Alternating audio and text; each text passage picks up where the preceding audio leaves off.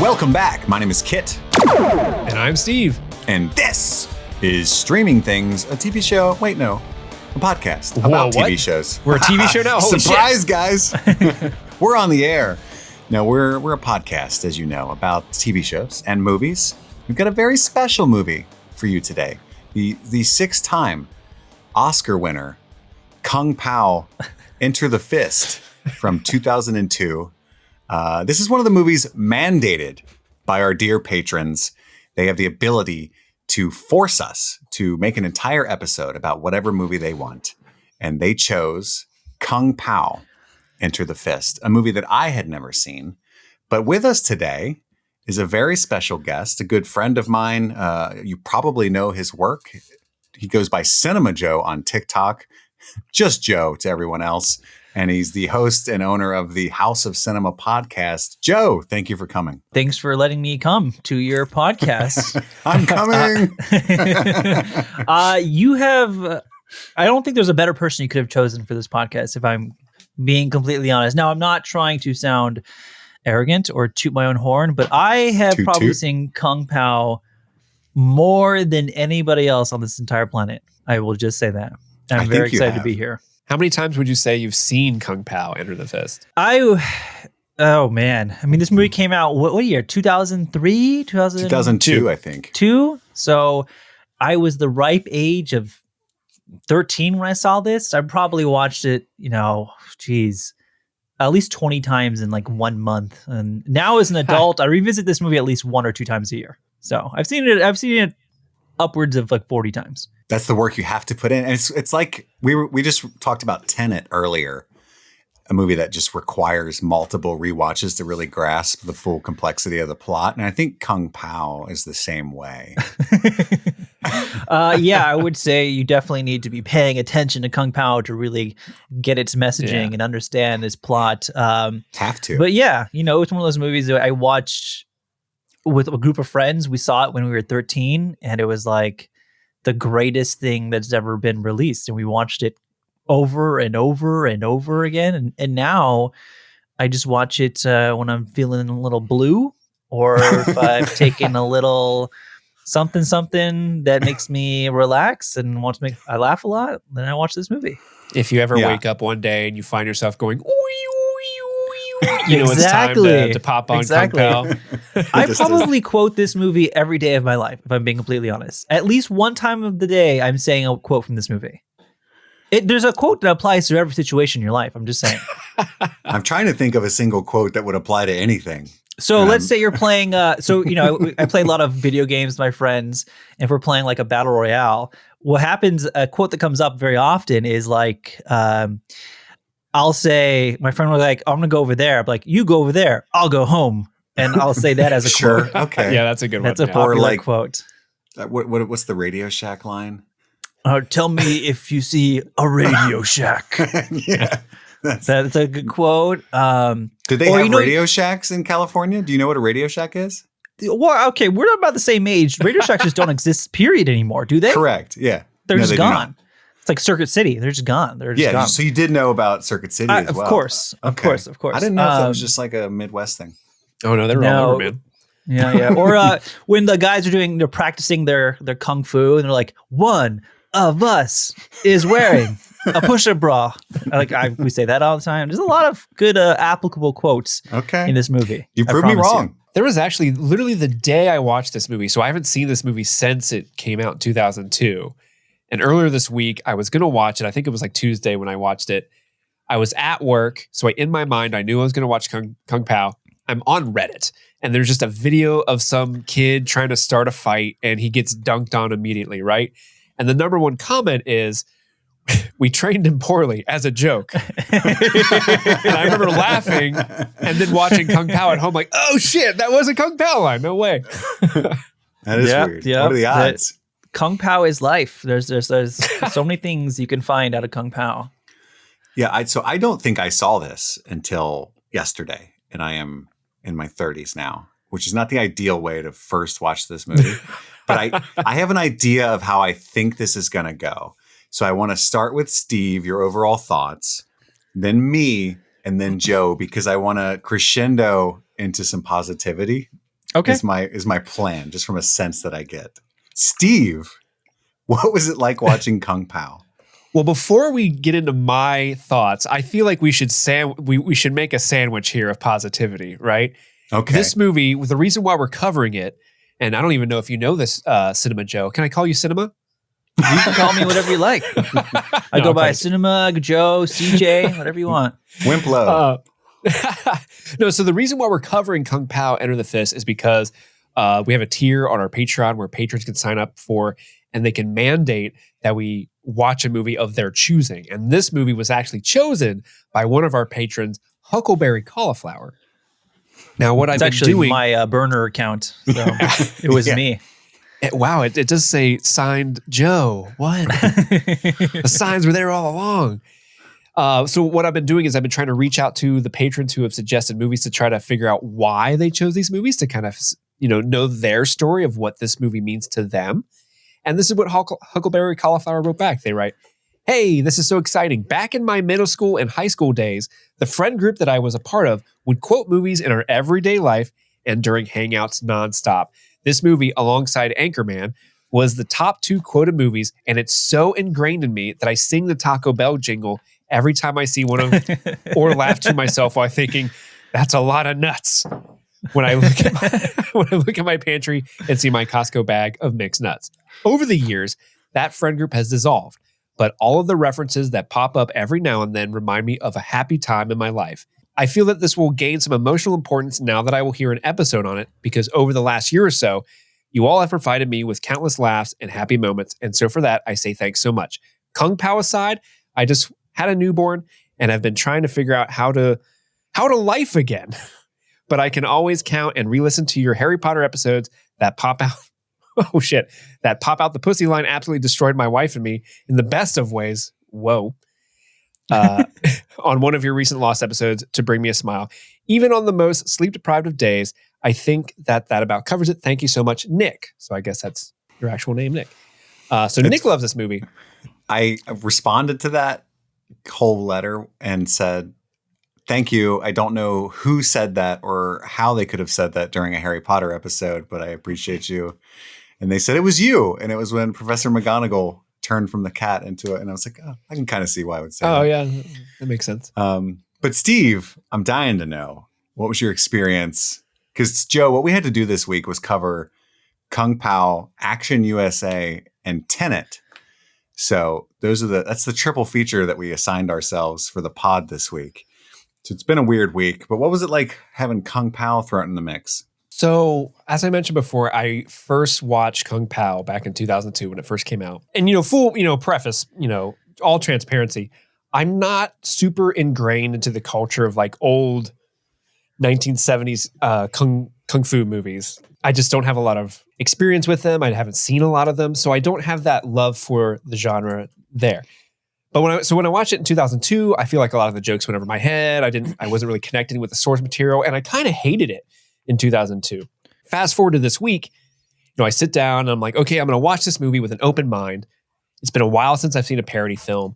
Spaceballs, we covered a couple weeks ago. That is like my example of like a perfect parody film, right? Not only are you making fun, you're making fun of the movie, the source material, but you're doing it in a way that has respect and reverence for the source material. You're kind of in on the joke. You're not making fun of it. You're laughing with it. And I think Kung Pao achieves that. Now, on my review of watching it this week, I still hate this movie. There's something about it that annoys the piss out of me. Like, there are several jokes that I just find so annoying. And they do this thing a lot where they'll like do a joke. It's the Monty Python Lancelot running towards the camera from far away, and they just keep cutting back to him, and he's like never getting closer and closer. They do that style of joke in every fucking scene where they have to like play it back over and over and over again. And the first time it happened, hilarious. I think the first time it happened is when he's fighting all those guys up in a line on the hill, and they keep like whip zooming in and out of both characters. And it was funny. And I realized I think I would have so much more love and enjoyment of this movie if it was like a 5-minute short on YouTube. And then that was it. Because after like a half hour, I feel like, at least for me, it overstays its welcome and it just becomes very repetitive and obnoxious, and I kind of hate it. There is one joke in the very beginning of the movie that absolutely destroyed me, and I was laughing so hard, and it's the baby falling down the hill. Just like the sound, the Foley they use, and it keeps cutting to it. And then the woman picks it up, so cute, and just chucks it back down the hill. Dude, I lost it. And, there's a couple scenes throughout the movie where, little jokes will happen and I'll chuckle. But again, I think they just keep going back to those same jokes. And after a while, it's like, okay, I get it. This is, it's a lot longer. This movie feels a lot longer than an hour and 20 minutes at this point. But yeah, that's my overall review.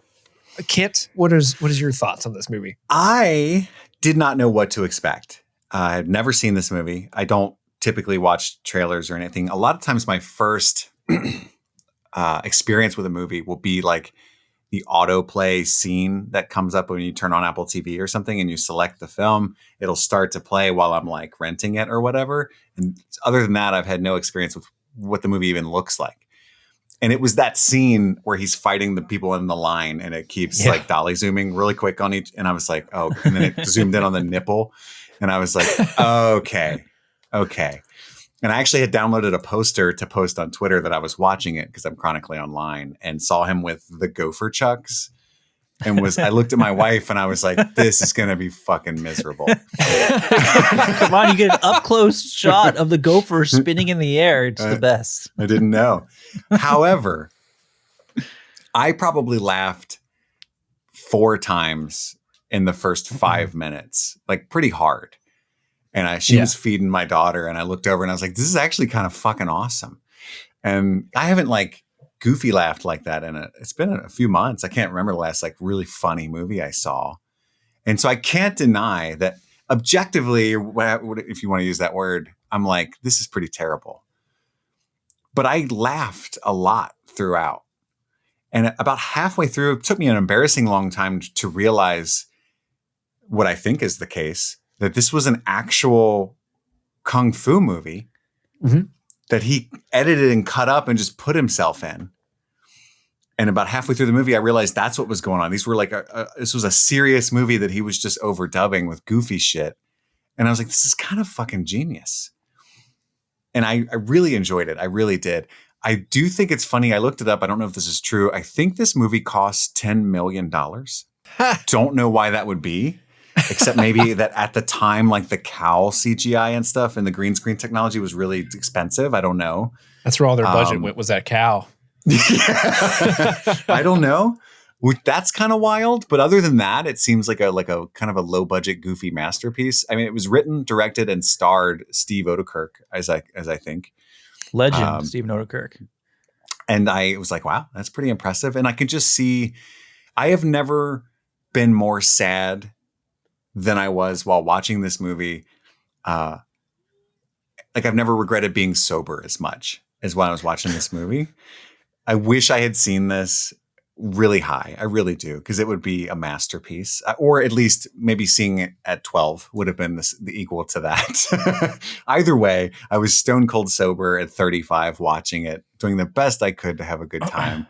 And I really liked it. I laughed a lot. I gave it the same rating on Letterboxd that I gave to Tenet, which might anger some people, but that's just how I feel. I respect them both for the very different reasons.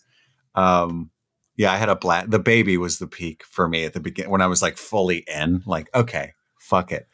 Not all the jokes work. I don't like the cow. I don't like the one breast, but a lot of the stuff is like the first enemy to speak when I realized it was Steve just doing a silly voice. I was Your days are over, mister. This is so good. I'm in. So anyway, that's my overall thoughts. I kind of had a blast. Joe, what are your thoughts on Kung Pao Enter the Fist?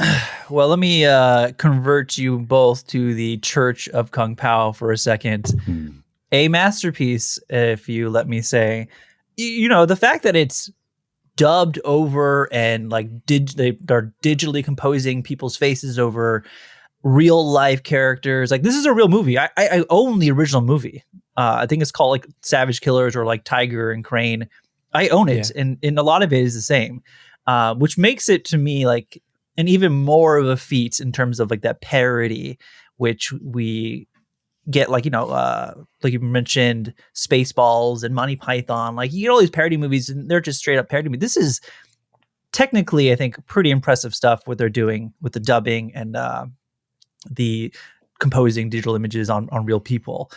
I also think like every single scene in this movie is very funny. Now, I don't love the cow and I don't mind whoa, the one boob lady, but I think the beauty in this is in all the lines, like the one-liners, that the more you watch it, it's like the throwaway lines that become even funnier than everything else. Like the things that I find myself saying in everyday speak. Like I mentioned someone in the beginning of the episode, but like I still say like, you should be able to defeat him now. Like I still say that in my like everyday speak.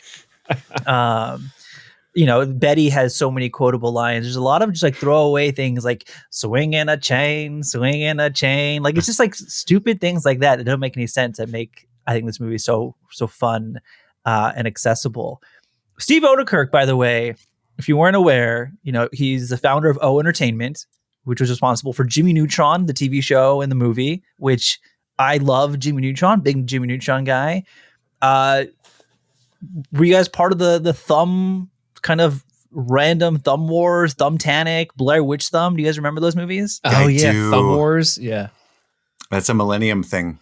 That's why Tonguey looks like the thumbs, because he's responsible for all of those movies. So like Steve Odekirk, kind of like a living legend in my eyes, who had this like weird phase in the late 90s, early 2000s of like slapstick comedy.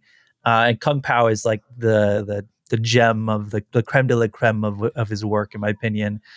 So I love this movie. Like I said earlier, I watched it all the time when I was 12, 13 with my friends. We would watch it almost every night, every sleepover, and then go to school next day, quote it with my friends. So your patron, Nick, maybe he was in my friend group, but I didn't realize it, because we were those guys. And is this luckily, how we connect you guys back together? Like they said, maybe friend group disbanded. Can we get you guys back together?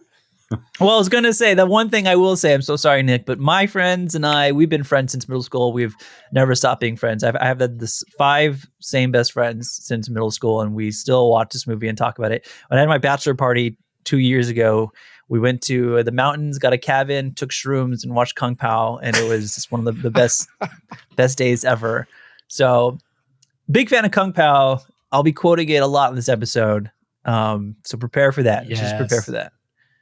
I wrote down as many as I could. Again, I desperately wished I was high, and I was not, but I still had an amazing time, especially when I realized out what they were doing. Because at first I was like, how did he hire these people to do this?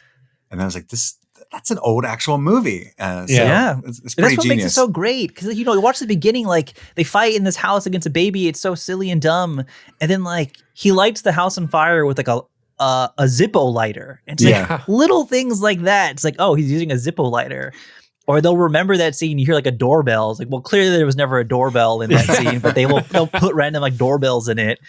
It's just stuff like that. I find it so, or like so genius. The nuts guy just holds up a cell phone at one point. Yeah, it's just his hand that he composited in there. Yeah. Exactly.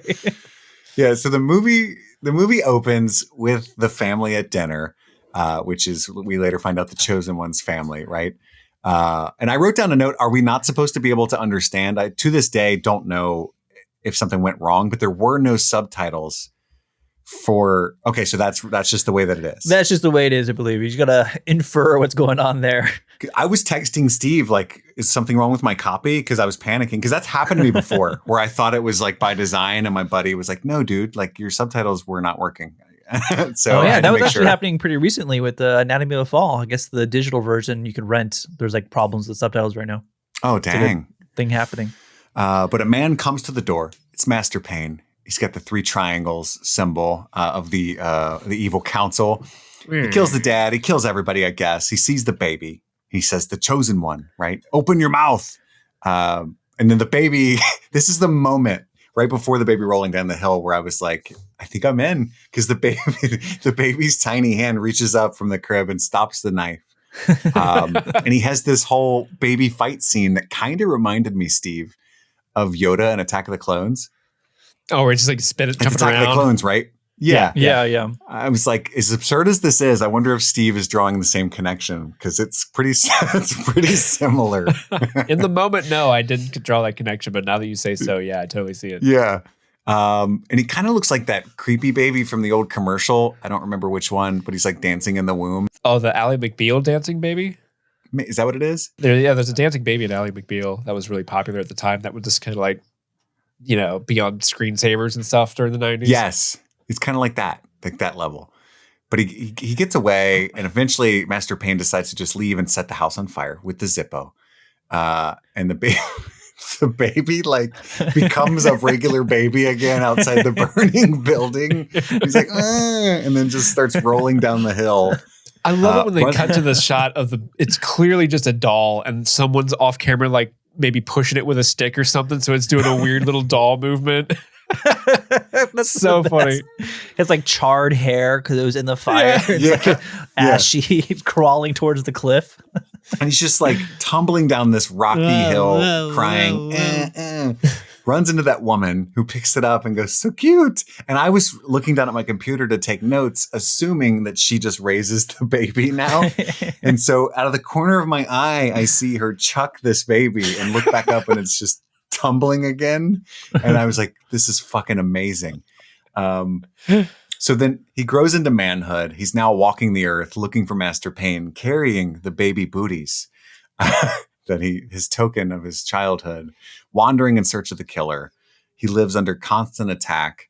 And we see him just like beating the shit out of everybody who tries to attack him. He punches a clean hole through one of the dudes. And it's Master Tang. That doesn't seem possible. How did he do that? It's Master Tang narrating this, right?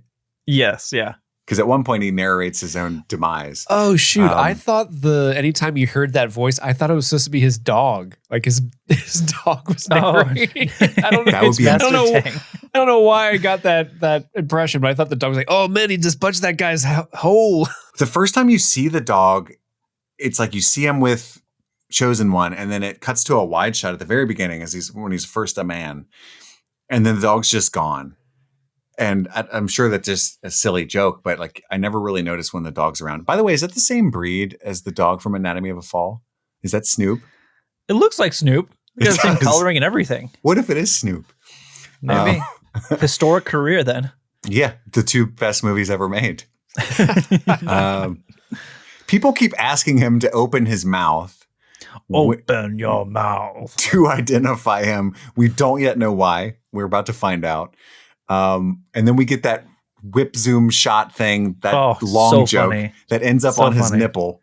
And the nipple got me twice because I had just seen it on the trailer before I clicked the movie. It got me twice. The best part isn't even like the nipple shot. In my opinion, it's when it's like zooming, and it stops for a second. And it's just like them staring at each other and they go like, they're like trying to like getting scared at each other, like shuddering. But then I think the nipple shot is funny, but when it zooms in on like the random girl in the bikini who's like there ready to fight, she's like there. I like that scene a lot too. Also, when he's killing everybody in that group and it cuts to each one of them falling and then the girl falling gently. Oh, yeah. That was funny. But then we see the face. We see Tonguey for the first time in this scene. He's got, and I put, my note was he's got a face on his tongue. Yeah. And he does. And what's the point of that? Will later be revealed? Nothing at all. I mean, Tonguey. Steve likes faces on your limbs. That's what he likes. I don't know. That was new. It was new technology at the time. He just really liked it. This is where we get the gopher chucks. He couldn't have defeated the French UFOs without Tonguey, though. Dog helps by identifying a gopher hole during the middle of this fight. And he reaches in, grabs two gophers, and makes gopher chucks. I need gopher chucks. He does. And then he rips all their eyeballs out, and the fingers are stuck. It reminded me of... This part's great, too. It reminded me of Beetlejuice, kind of. When she does the thing. Yeah, but the best part is when he does his long, like, yell, and he's like... and then, like, the fucking blood sprays out of his neck. Yeah. That's a great part. That's a blood pressure issue. He's got to look into that. He does. Take some propranolol. And then he meets Master Tang, he goes to his dojo and he learns about Master Pain, who's protected by the evil council. And we are introduced to one of the best characters, Wimp Lo. And you quoted it earlier, but they're like, we trained him wrong as a joke. Like, just kind of like, don't hurt him. It's so, and his voice.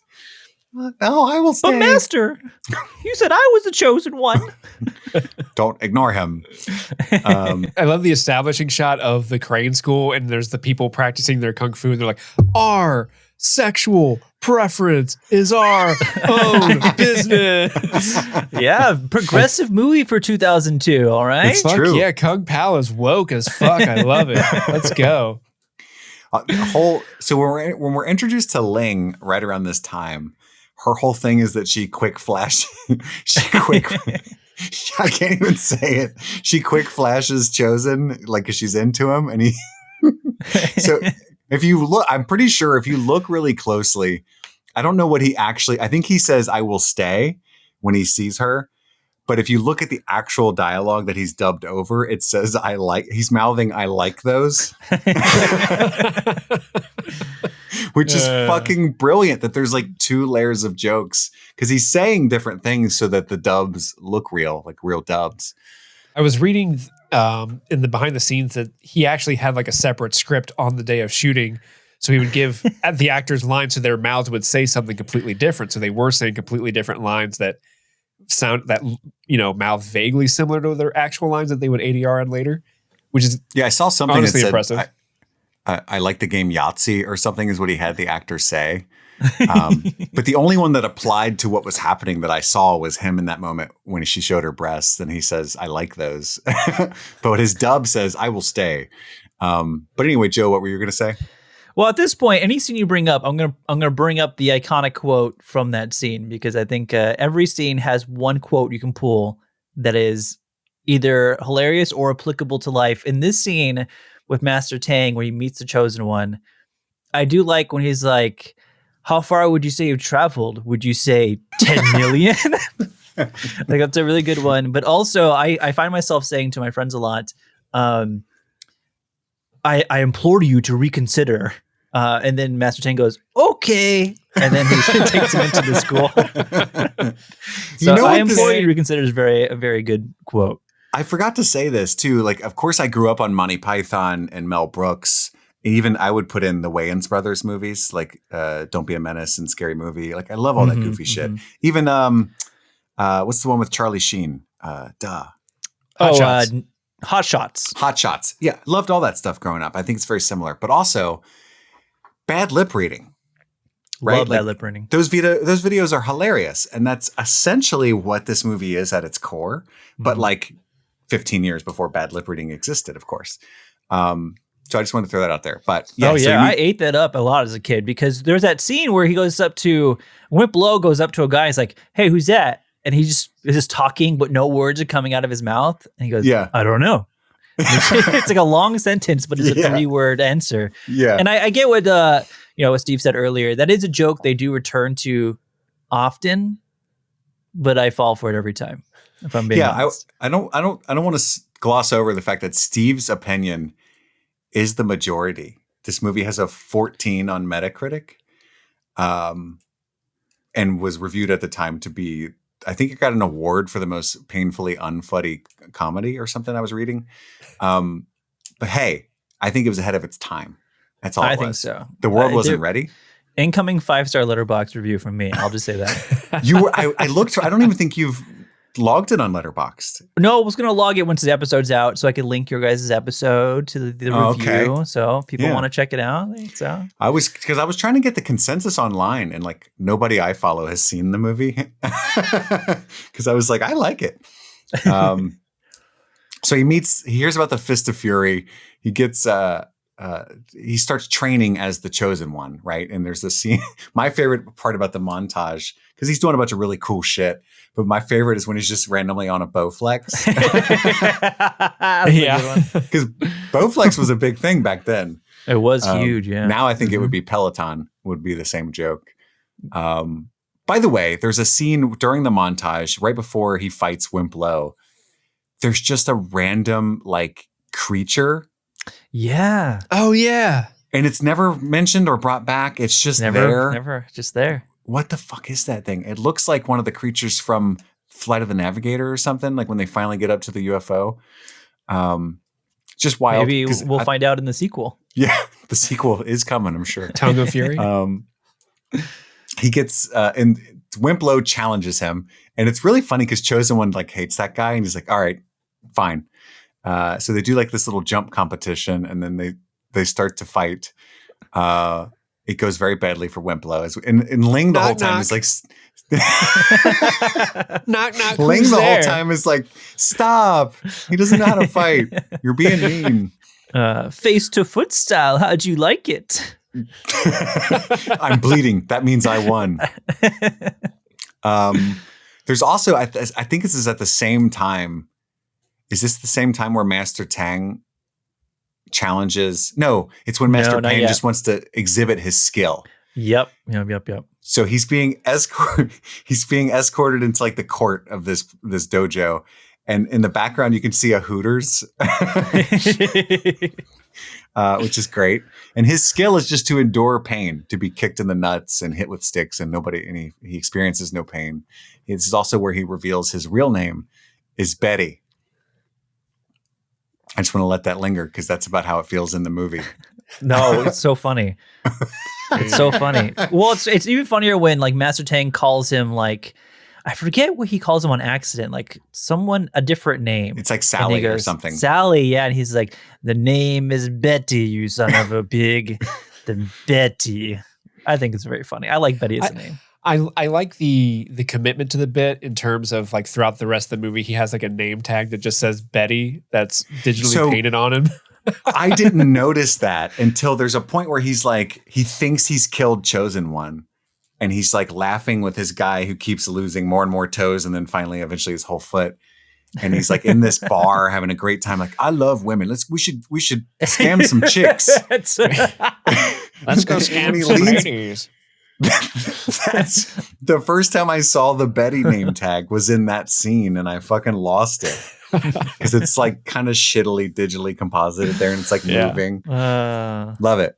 But we find out his name's Betty, and then I think the next scene we cut to see the Chosen One trying to see if he has the special skill. Yep. And he does not, was my notes, because those guys, and again, this might be one of those things where Steve thought it went on a little too long, but it's the kind of thing that's like funny, no longer funny, and then funny again because they kept it going because the guys are just hitting him over and over and over. It's very clearly just like a mannequin.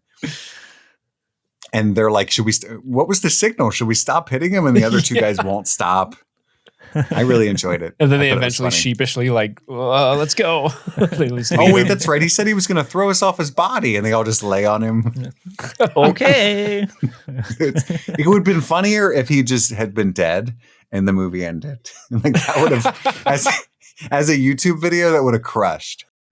This episode was sponsored by BetterHelp. Folks, it's 2024. What does everybody do in the new year? They make resolutions. They set goals. How about we don't do that? I mean, you can. It's obviously nice to have goals, but it's also a good exercise to focus on things that you like about yourself. You know, not making all those high pressure goals that you might fail at and just feel worse. You can set smaller goals. And I think therapy can be a good way to access things that you enjoy about your life and focusing on the positive, the gratitude. And BetterHelp is a good way to do that. If you've never given BetterHelp a try, it's therapy that's entirely online. You can do it all from your home and access a therapist by filling out a questionnaire. And if you end up not liking that therapist, you can switch. Again, along with the theme of this ad, no pressure whatsoever. They're not going to have their feelings hurt by it. So if you're thinking of starting therapy, give BetterHelp a try. Celebrate the progress you've already made. Visit BetterHelp.com/streamingthings today to get 10% off your first month. That's BetterHelp, HELP.com/streamingthings. It's the month of February, so you know what time it is. It's time to thank our patrons. Every single one of you that helps keep the lights on at Streaming Things, thank you so much. But we want to give a special shout out to our super patrons, and here they are. Thank you to Stanton Valentino, Maddlestat, Bryce Coppin, Susie Callahan, Anthony Corona, Sunshine, Huckleberry Cauliflower, Ashley Hazen, Mike from New Hampshire, Brett X, Emily Scarano, Will Tickler, Svento 7, Jay Scramo, Blothpum, AK Ashley Ray, Wendy O'Laughlin, Jason Hawkins, Big Butthorn, Conrad, Kaylee Sampson, Rabid Dog in a Barbie Car, Charlie Friday, Alexis Adler, Peaches, Emmy, Haley B, Joe Velez, Michelle, John Collins, Amber McVeigh, Amanda King, Trisha Bueller, Sun Loving Mortal, Suzanne Rode, Lauren Waller, Jen Robinson, Kalisha Reeves, Aaron Armstrong, Kevin Strother, Ashley Powers, Stephen V, Casey McCain, and of course Enza. And with that, let's get back to the show. This is when Woe appears. It's just some lady with one breast.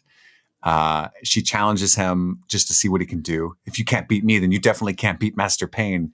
Even though he beat Master Payne as a baby. I just want to point that out. And they do the tongue fight, which would have been weird with Tonguey, I would have thought.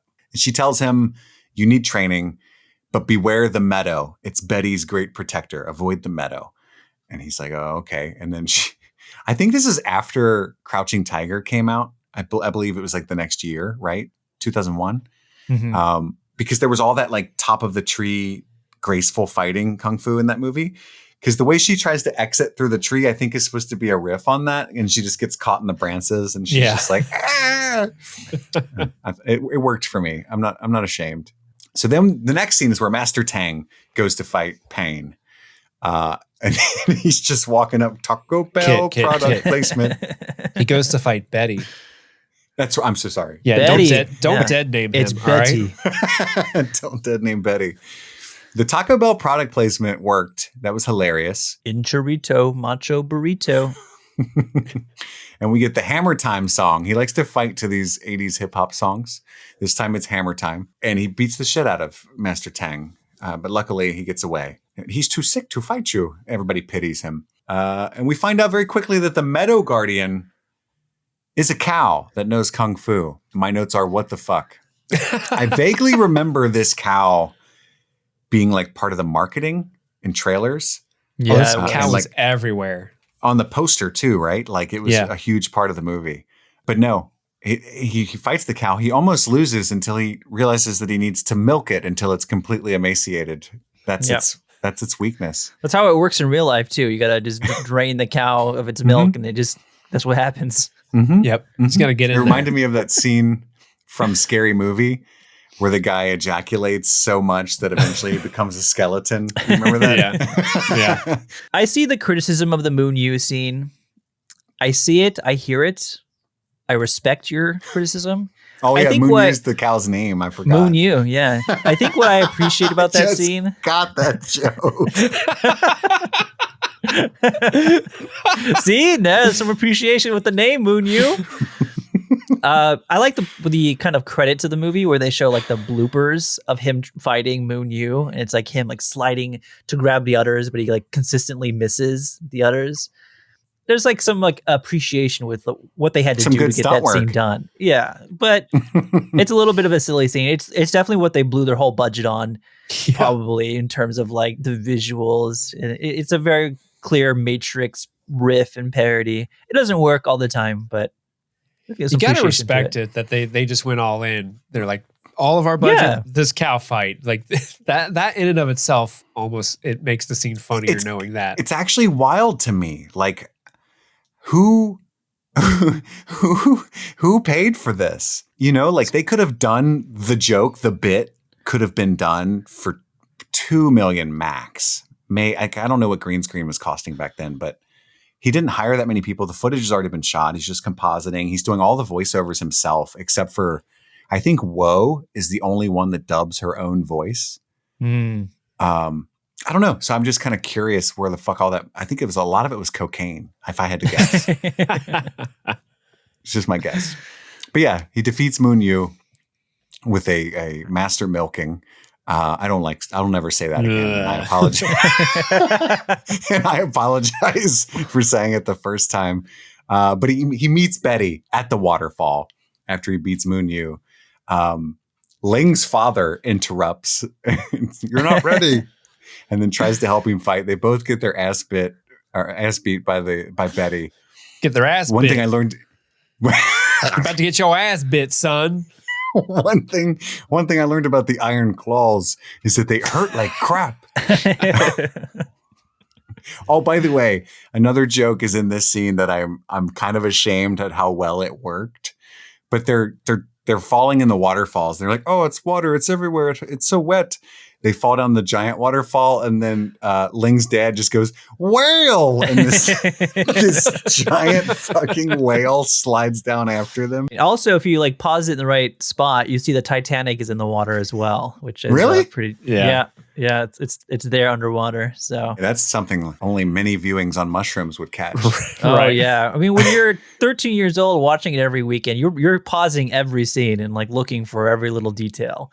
So there's a lot of small things like that. Especially when Uniboob pops up, you know? Like, ooh. Yeah. Uniboob, One boob. I didn't want to admit this earlier, but we're here now. I might as well just say it. Did 13-year-old Joe pause it when Ling flashes Chosen One? Yes, he did. It was quick, Hey, but it was I there. thought you were going to say whoa, and I was like, Whoa was interesting, but the Ling flash was a pause scene. Most pause scenes for me. you were like, I like those. I agree with you. Every now and then, so one of the things I like about Betty, and I think Betty is a funny character. I just wish sometimes he would talk less, because I think when he spits out little one-liners, it's really effective. But when he's like monologuing, it can be like, okay, this is an annoying voice going on way too long. But in the fight, when at one point, I think the Chosen One rips his shirt, and he just goes, shirt ripper. Shirt ripper.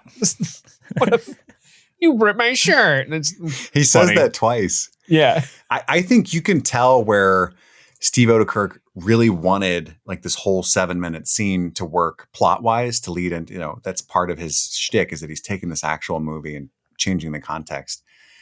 But he didn't know what to say. Like he needed the guy to walk to the other side of the room. But in the interim 12 seconds, he had no idea what to say. So he's like, at some point, fuck it. And so he'll just go, and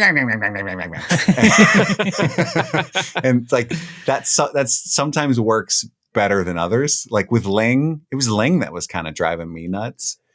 And then eventually I loved it, which I forget that noise she makes. That noise? Yeah. Yeah, that noise is way too much. One of the best examples that you're talking about of like stretching out the time that they have in the clips is when Betty's like, I am a world-renowned magician. Your shirt is black now. And it just keeps going back to the guy who has See, that crushed it, though. That was a good... It's red now, and it's back to red. It's so good. That seems like the example you're talking about where, like, I'm sure splicing this movie together in the way you need it is only... It's going to be challenging. And so, like, if you have characters in the original movie who are changing clothes, but you need those scenes... Those random throwaway lines are really funny because it's like, your shirt is black. And he turns and his shirt is black, but he's like not acknowledging it. He's like, oh, yes, it's black.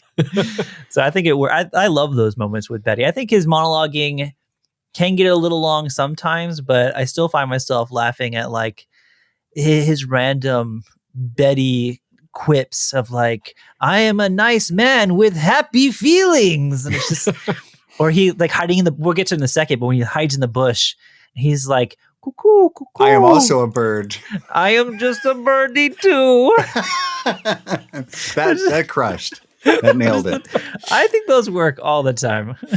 Or when he like superimposed that like moth flying into Master Tang's mouth because he starts coughing. He doesn't know how to explain that he's coughing. Exactly. So he's like, fuck it. I'm just going to have a moth fly in there. What are the odds of that? So Betty finds the booties and keeps them as his own memento after they get away. He's escorting Ling's dad back to town. And that's when we get the tell me if you see a Radio Shack. Radio Shack. Classic. And then there's this, I don't know what to make of the scene where Master Tang is like fond of, he's like He's like fondling Ling's dad. It's like, oh, don't do that. I have a wound there. And Master Tang's like, oh, come on. It's good for both of us. You find out Ling's dad dies, and he's like, he had a wound that never closed up.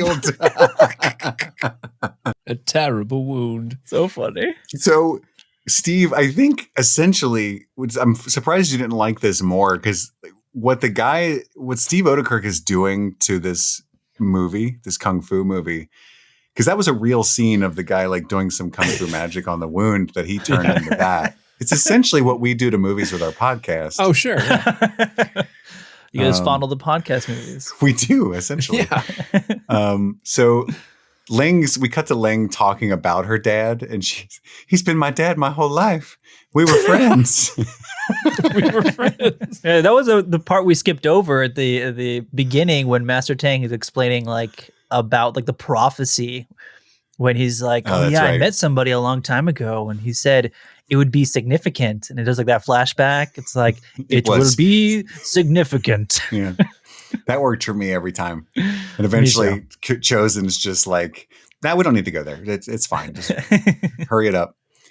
But this scene, so she's sad about her dad dying, and then randomly, I forget what happens. He turns away, and then she goes, "Oh man, I'm a little tiny horny honey." and his face, and then she just keeps flashing him, and then saying, "But I don't want you to think I'm a slut." And that scene goes on and on and on. Take me, mean man. I don't think the Mushu Fasa thing worked for the Lion King stuff. That's probably the weakest part for me in the movie. I don't think that part works very well. Yeah, he's like, I'm not Simba. And then he chose Simba one. But again, this is 7 years after Lion King. This is probably Lion King 2 had just come out. This was peak. This was funny, you know? It just didn't age well. But he tells him to look to the stars, which is in reference to the aliens. Some good meta humor there a little bit, but mostly it was kind of goofy. It's like the scene in Monty Python and the Holy Grail when it gets to the cartoon god stuff. That doesn't work for me either. You know, they swung for the fences. But he says that defeating Betty will reveal the council, and that's the key plot part of there. In the next scene, the henchmen are telling Betty that the Chosen One is still alive, and this is where we get I'm a magician, and you're wearing red. He can guess the color of people's clothes. And then he goes to beat up the ventriloquists. Oh. We are just ventriloquists. And then he even does a ventriloquist joke where he's like, I'm the chosen one. I'm outside the walls. Your mouth tricks won't work on me. Your mouth tricks won't work on me. And I love it when he strings them upside down and the way they're kind of dangling, like, we are ventriloquists. I swing a little, I swing a lot more. Like we both swing, if you know what I mean. I lost it. If you throw in a solid dick joke when I'm not expecting it, works every time. At this point, they bring in Ling, but they lay the trap for Master Tang with the animals, and he's just singing this inane song. Joe, I'd be curious to know if you know the words, but he's just like ostrich ladle or something. It's ridiculous. It's like lemur go. Oscar go back. Koala go. Just something like that. Like he's 3 years old. And they make birdie noises. Then they cut to Betty. I'm just a birdie too. And then they have a fight where Tang loses and it stops. It freeze frames on the iron claw entering his face. And he goes, I had two choices here. Option A, dodge it to the left and sideswipe his feet. Or option B, get stabbed in the face and die. And then it finishes the scene. I should have chose option A. So Tang goes down. The next scene, they're charging another local dojo. And this is where we get you go that way. I'll go home. And she sees the chosen one. And this is where we get that long joke that's been done before. But I'm coming. And he never gets any closer. Yeah. And then they get him with the tiny net. Oh my God, Steve Odekirk, are you here? That was really good. He gets caught by a tiny net and we get an intermission. The intermission meta humor actually worked for me too. My nipples look like milk duds, like that. That's a good one. That's probably the most famous one out of all those quotes. Yeah, that's the best. I've got some yellow liquid to put in your popcorn. Yeah, I was gonna say, Master Tang's got a pretty gross one too. And it's non-dairy. At this point, he breaks free from the net, runs backwards. He finds Wimp Lo and Master Tang ostensibly dead. And Master Tang's final words. Oh my God, so funny. I'm a huge fan of NSYNC. My favorite is Harpo. I think there's a guy. I think there's one named Harpo. If not, there should be. Their new song should go a boom boom chicka chicka boom boom. And then he finds Ling dying too, and his dog. But then he goes back to Master Tang, who's not dead, and he's a little offended that he thought he was dead. Same goes with Ling's like, "Why did you leave?" Everybody's actually alive except for Wimp. Wimp is not. Oh, Wimp's alive, and he runs back over, and there's just like, oh.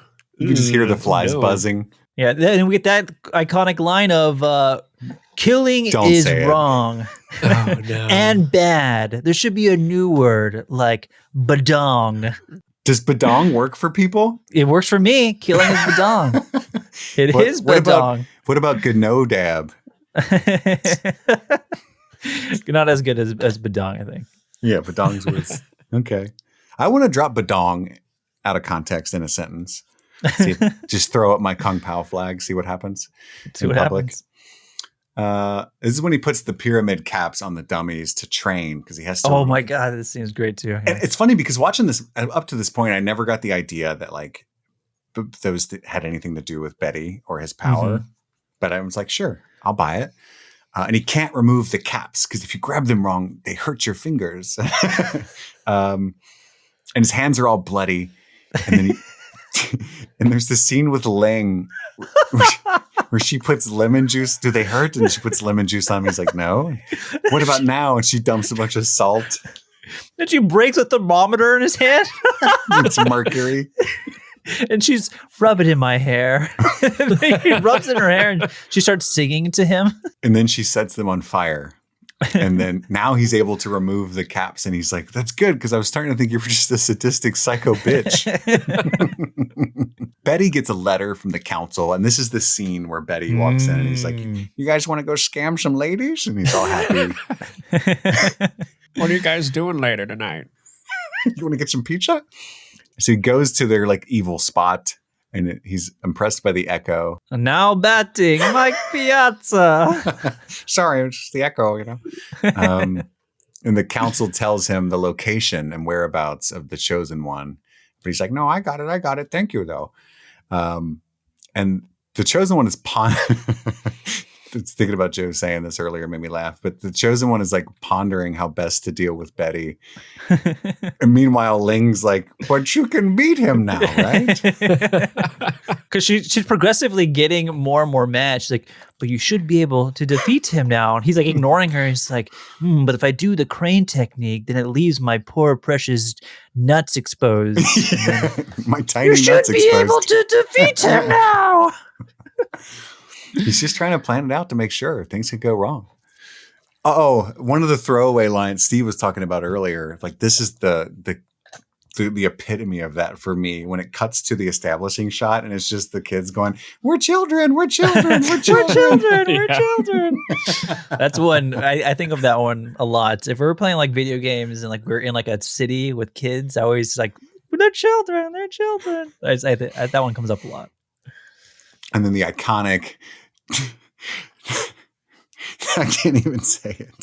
That's a lot of nuts. Because he fucking screams it. And then it's just him holding that like. Yeah, I love that because the guy who's delivering that line is clearly like peaking the mic because he's just yelling so loud. Like, that's a lot of nuts. You can hear it peaking. Well, when you watch the bloopers, you can see Steve Odekirk is unable to deliver the line because they had it so loud. And everybody on set's laughing. And he's like, maybe turn that down for the next take. So they were like blaring that in real time at him, which is probably his voice. And this is where the nuts guy like calls Betty on the cell phone. But also I love the fact that the nuts really don't amount to anything. Like they spend all this time where he's like luring squirrels out and stuff. And all of it is so one squirrel can take the punch from Betty. And he's like, as we agreed, and sprinkles the nuts on the flattened dead squirrel. Here's my part of the bargain. That's right. Your cushy flesh protected me. So we get the big fight with Betty, shirt ripper. And of course, the iconic Black Betty song. outdoes his old hip hop for his battle skills. Oh, Black Betty, which I don't know about you guys. That's a banger. That's a bop. That's a song I It like. is. Good song. Good song. Yeah. Dog tries to help by humping Betty's leg briefly, do its best to assist in the fight. He misses the first triangle grab, and the evil council arrives from the sky. And what is it, guys? It's aliens, but specifically the French. French aliens, yeah. Yeah. Which we have a long history on this show of bitter rivalry with the French. So I thought Steve would get a big kick out of Stinky that. pits and all, baby. But anyway, they power up Betty, and he gets the paralyzer move, which makes the Chosen One able to move his arms. And then he taunts him with his booties. But luckily, at the last second, Tonguey finally takes over. Open your mouth. And has like a 600-foot tongue.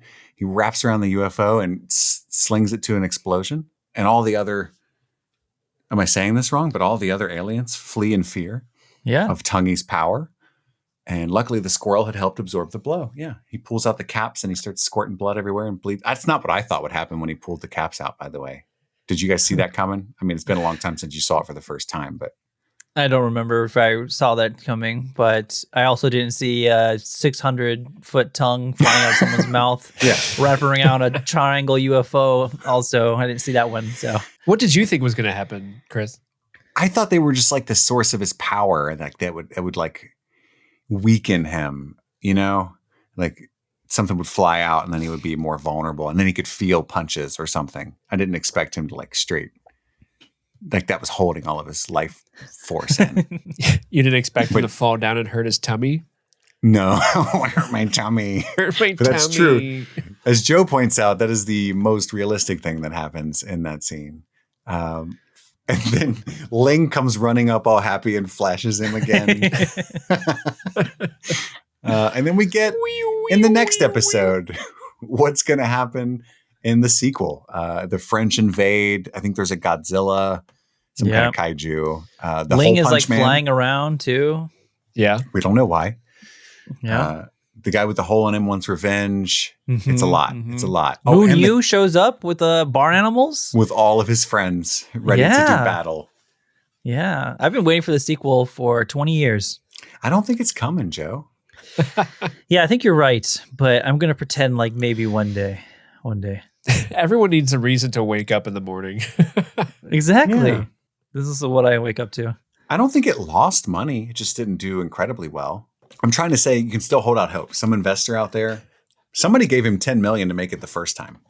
Yeah, I mean, I wouldn't be surprised I'm surprised there hasn't been like a Kickstarter or someone hasn't tried to crowdfund a second movie, but we're 22 years removed from this movie now, so Yeah, what's Steve Odekirk doing nowadays? I don't know. I mean, he's alive according to Wikipedia, so who knows? I mean, he's probably just sitting pretty with his money if he did well with like investing it. I mean, Jimmy Neutron was a really popular show, so it's not like Neutron's big. I think the Thumb stuff probably made a lot of YouTube dollars. You know, I don't know if O Entertainment is defunct or not. I don't believe it's defunct. Oh no, it is closed. Oh Yeah. So it says Fate Here closed. It was founded in 1990. It was around for 34 years or so. Wow. No, defunct 2013. So that's when it went defunct. And the last thing it did was it looks like it did some storyboarding for Cowboys and Aliens and Evan Almighty. But two classics. Barnyard, you guys ever seen 2006 Barnyard? That is people are rabid fan bases of Barnyard. I saw Really? that in one of your videos, but I was not aware that fan base existed. Neither did I, but Barnyard was the last big animated project they worked on. And other than that, though, no longer with us. But I mean, they had their run, so I'm sure if Odekirk's just sitting pretty at home, reminiscing about Kung Pao. I think Blair Thumb was the peak of that studio. Blair Thumbtanic was my personal go-to. I like Thumbtanic a lot. That was a good one. Were you a Thumb fan, Steve? Not particularly. I remember watching Thumb Wars, but I never like went on and saw the rest of their oeuvre. Oh, was that the Star Wars one? Yep. Yeah. Thumb Wars is the Star Wars one. Yeah.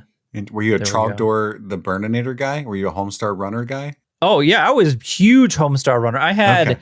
Homestar Runner shirts. I had a pom pom shirt. Oh, wow. You get the merch. I had the merch. I was all in on Homestar. I actually just revisited the website for my patrons. I was streaming something for them, and I was like, "Has anybody seen this before?" And like only like 3 of them had seen it. Oh, yeah, What? Made me a little bit That sad. was like such a staple of my youth was the Homestar website. But I feel like the Email, thumb shit was like one around the email. exact same time. Like it was all the same kind of monoculture online stuff. Yeah, those 2 audiences really bled. Well, that's it. That's Kung Pao, Enter the Fist, the cinematic majesty. Huckleberry Cauliflower. I hope you enjoyed that. And I'm glad. I was at Sundance. Joe's a friend of mine. And I knew this about him anyway, but we ended up talking about goofy movies that we loved. And he started gushing about Kung Pao. And I was like, we're watching Kung Pao for the podcast soon, as weird as that is to say out loud. And this is not the kind of movie you'd pull out of the vault for coverage typically. Sure. And he's I was going to say, I don't really get wow. the opportunity to talk about it very often. It's not like I love my patrons to death. I don't think they're like big fans of Kung Pao. So the fact that anytime I meet a fan of Kung Pao, I'm willing to just sit and gush for an hour.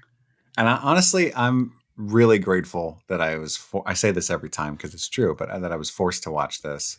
I would have let this go by the wayside. And again, as a huge fan of slapstick comedy and bad lip reading, I think this was something I was completely unaware that was right up my alley. I had a great time with it. And I'm glad that you came on, Joe. You finally made it out of your house to the streaming things. We don't have like a cool thing like you have like, oh, you're in the house. That is our little tagline. Yeah. We're in the stream. We talking about. Now you're just streaming things. You're crossing streams Now we're with streaming us. things. Oh, there we go. Crossing streams. That's really good. We should Really good. I like that a reuse lot. that name. Yeah. Whenever we have someone join in remotely, they're crossing streams with us. Cross streams. Where can we find more of your work, Joe? Oh boy. Well, first of all, thank you so much for having me on, both of you. As a scholar of Kung Pao, it's been really nice to revisit that part of my life and use that degree I thought was meaningless, but really is means a lot to me. Your teacher said we trained him wrong as a joke. Exactly. Where can you find me? I'm on everything. You can personally, if you want to find me on TikTok, Instagram, you can find me there. I have my own podcast that I host with my 2 wonderful co-hosts, Sydney and Clara, called House of Cinema. We do public episodes every week. We don't know when this is going live, but whenever it is, we should have an episode on the Great Madam Web. So if you're looking for a Madam Web breakdown on, I'm sure you are. You can check that out. Yeah, they'll be chomping at the bit for that, dude. It's actually probably something people like to hear about because I was talking to Steve. I am excited to talk about it, I was talking to Steve before you got here, and I was like, my review of completely tearing apart Madam Web was the best video I've made in a year, like as far as numbers.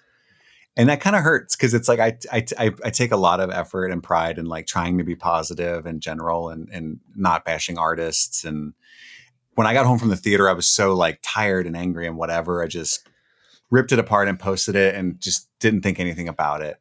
And people are like, you should be like this more often. And I'm like, just completely shit on movies more often. You guys are haters. People love negativity, sadly, but they do. Madam Web is a movie, and her web connects us all.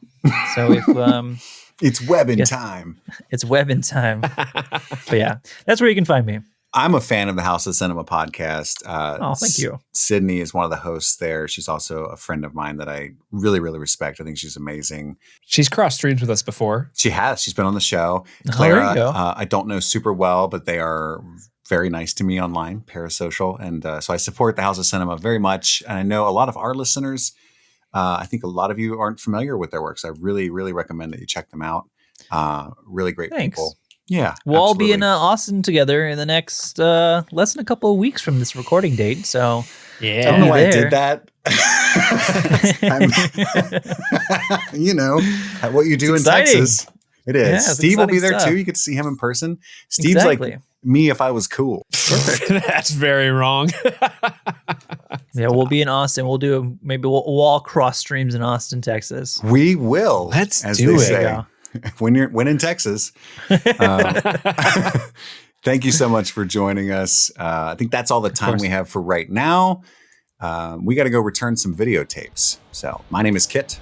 And I'm Steve. And I'm Joe. I dubbed him. Oh, and I'm Joe. It was actually, I moved my mouth and then Chris did the voice, just like Kung Pao. That works out kind of perfectly. Happy streaming.